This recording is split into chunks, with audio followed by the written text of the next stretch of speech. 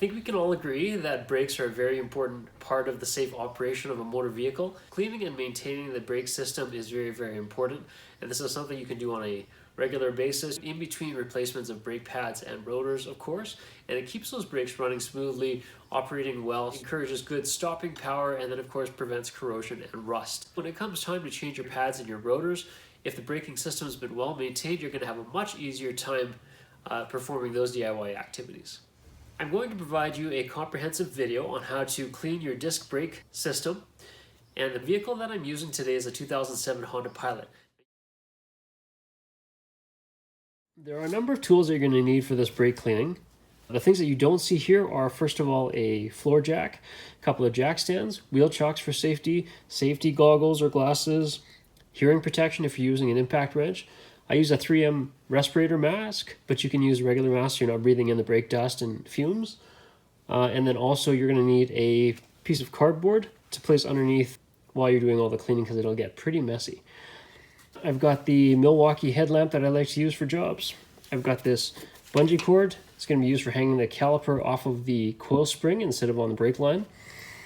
I've got brake cleaner. I've got high performance brake silicone, grease, gloves of course, 1/2 inch impact wrench, 3/8 impact wrench, breaker bar if I don't feel like using the impact. I've got a 1/2 inch torque wrench, 3/8 torque wrench, a couple of wire brushes for all the cleaning that I'm going to be doing, 19mm socket for the lug nuts, 17mm sockets for the caliper brackets, 12mm socket for the caliper guide bolts, and then aside from that you're going to want to have some rags handy. Alright, I've set the rear parking brake and I'm going to jack up the vehicle here.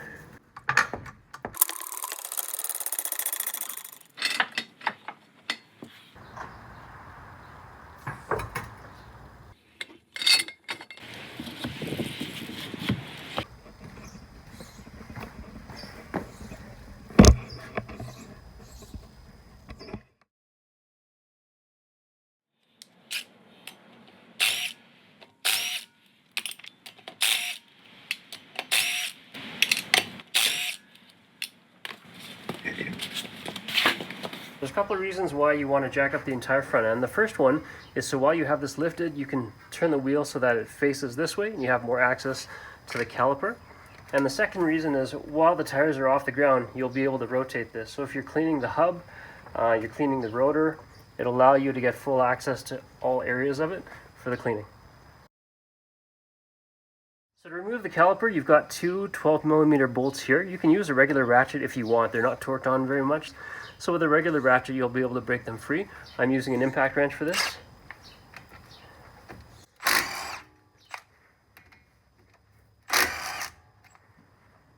So once those are free, you're going to be able to simply pry the caliper out.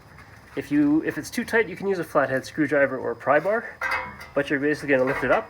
Then you're going to use your bungee cord to hook it up to the coil spring just to secure it out of the way so it's not hanging by the brake line itself. You can see all the brake dust and that's accumulated over time. So I'm going to clean that up. I'm going to clean up the caliper bracket. I'll take off the brake pads, remove it, and then I'm going to scrape down the edges of the rotors and try to get rid of some of that corrosion. So when you take off the pads, they might just come off nicely. So there's the inside, and there's the outside. If they don't come off nicely, you can use a flathead screwdriver, pry it open a little bit. You see there's clips here. There'll be two of these. There's the bottom clip, there's the top clip, and I kind of just like to set things out the way I took them apart. That way you've got a good idea of how to put them back on in case there's no clear indicators. Now in this case it's actually pretty straightforward because you're going to see the inside brake pad has this low wear indicator. I'm basically going to use brake cleaner and a wire brush and I'm going to clean all this stuff up. I'm going to clean up the rotor, the caliper, be really careful of these boots. I'm going to make sure that these guide pins are moving in and out nicely, and it seems like they're actually pretty stuck, so it's probably a good opportunity to give them a good cleaning. The dust from the brakes as well as the brake cleaner is all toxic, so for me I just like to wear a 3M mask and not have to breathe in this stuff if I don't need to. The guide pins on the caliper are not moving up properly, they're not sliding in and out very easily, so I'm going to pop those off. Be very careful of the rubber seal that's there.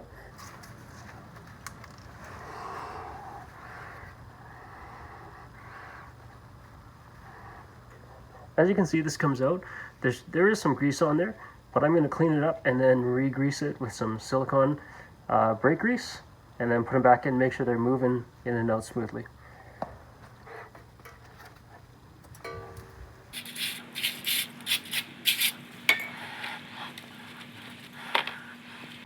Okay, when cleaning inside the caliper guide bolt holes here, I spray some brake cleaner in.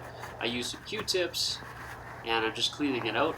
And then I just double check afterwards to see how clean it is before I start moving on to cleaning the other parts.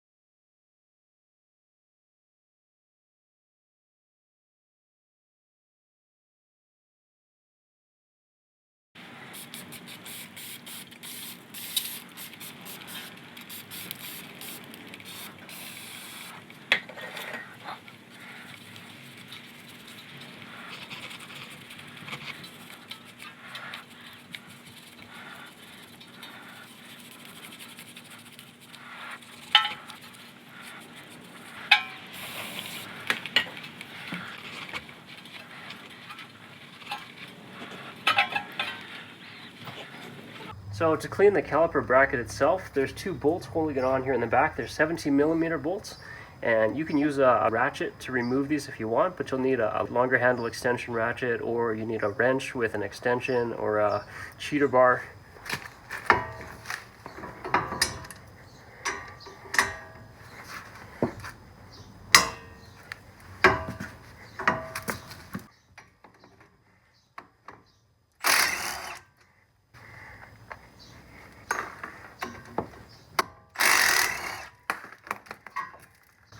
Okay, and there's the caliper bracket. So I'm going to take brake cleaner to every part of this basically. I'm going to take the brake cleaner, I'm going to spray through this, and I'm going to sand it down with a wire brush, get it all cleaned up before we put it back on.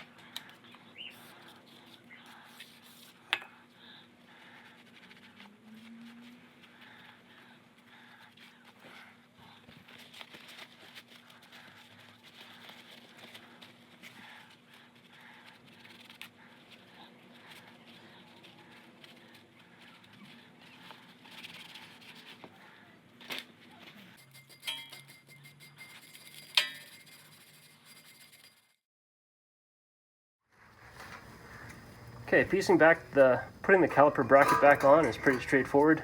It's really only going to go on one way. Maybe just remember these rubber grommets of the guide pins are going to the inside, and you really can't go wrong. So you're just going to line it up Get it started by hand.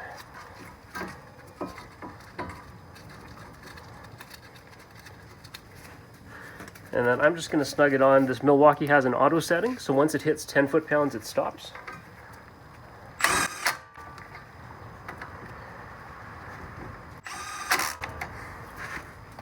Manually torque these caliper bracket bolts to 80 foot-pounds.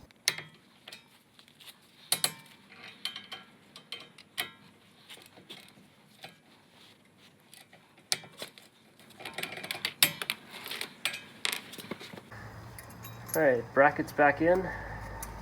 So first I'll put the clips back in the top, and then the one on the bottom.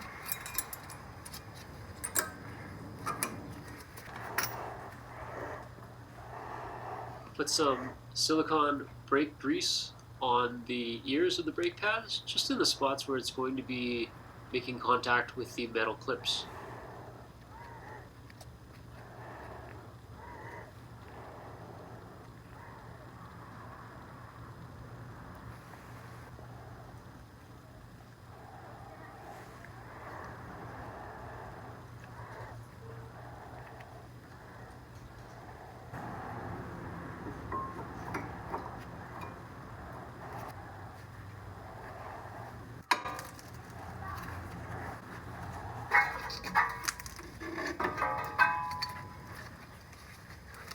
And you shouldn't need to compress the caliper because the brake pads that I took out are the same size. You just put it back on, line it up. Again, get the bolts started by hand.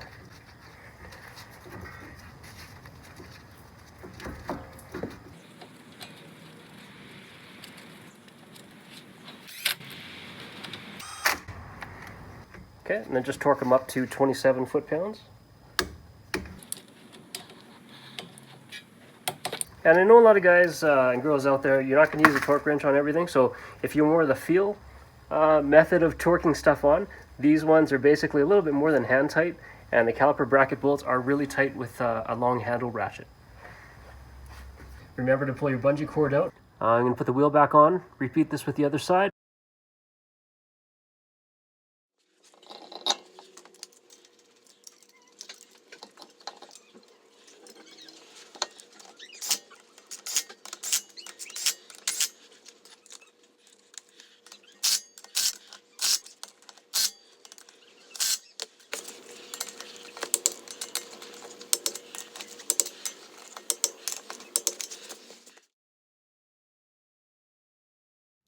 Okay, so now you know how to give your disc brake system a good cleaning.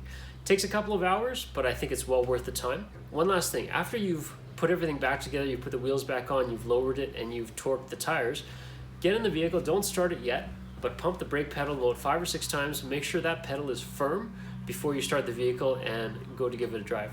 I hope this video was helpful. If it was, please remember to hit the like button to let me know. Remember to subscribe so you get notified of all of our newest DIY and tool review videos. And then lastly, if you have suggestions for more efficiency or better ways to do this, feel free to leave a comment and let the DIY community know. Thanks everybody, have a great weekend.